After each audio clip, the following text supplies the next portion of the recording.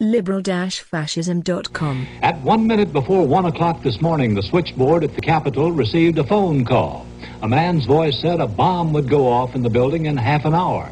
At 1:30 in the morning, it did, in a small, unmarked restroom on the ground floor of the Senate side, next to a barber shop and near several small offices, including one committee hearing room. For a report on the first serious damage to the nation's foremost structure since the British burned it in 1814, here is ABC congressional correspondent Bob Clark. There was alarm for a time that other bombs might still be hidden inside the Capitol. Police used dogs specially trained to sniff out explosives in a painstaking search both inside and outside the building. The single bomb set off by a timing device left the men's room a shambles, plumbing demolished, bricks and plaster ripped from walls. Army and FBI experts sifted the debris, seeking a clue to the nature of the explosive. There was heavy damage to the nearby barber shop. Windows were smashed there, and 100 feet away in the Senate restaurant, where tables were overturned and a priceless stained glass mosaic destroyed.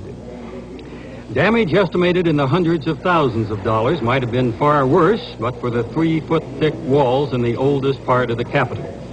As it was, the violent explosion ripped off doors in nearby conference rooms.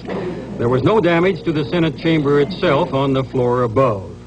Daylight revealed more smashed windows and debris. Tourists were barred from the Senate wing all day, but the entire Capitol will be reopened to the public as soon as possible.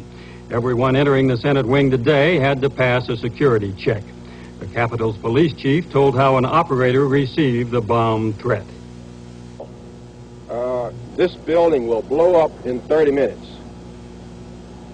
Evacuate the building. This is in protest of the Nixon involvement in Laos.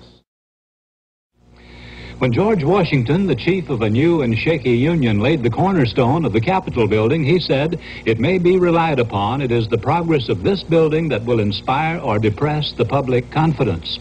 When Lincoln first met Confederate negotiators towards the end of the Civil War, the first thing the Southerners, all former congressmen, asked was, "Tell me, sir, how is the Capitol?" Well, after yesterday's desecration, the old place is today a little depressed, and confidence is not unshaken. ABC Capitol Hill correspondent Bob Clark reports.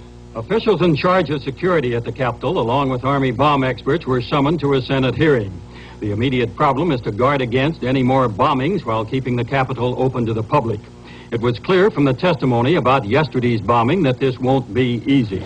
It probably was, or could have very well been, a clock delay device. And it very likely could have been normal dynamite, which is very easy to obtain. It could have been, 15 to 20 pounds of dynamite. That amount of dynamite is very easy to bring in a briefcase. Police did their best to keep the Capitol under tight security today, with checkpoints set up to examine packages and briefcases.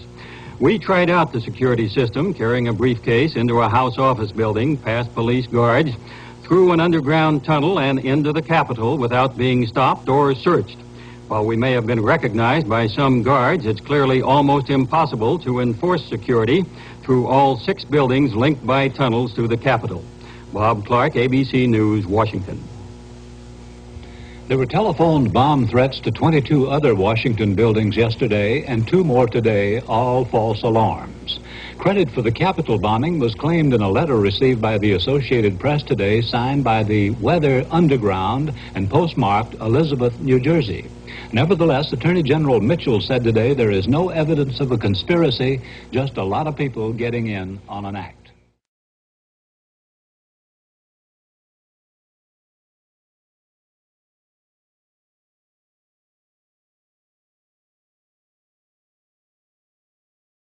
liberal-fascism.com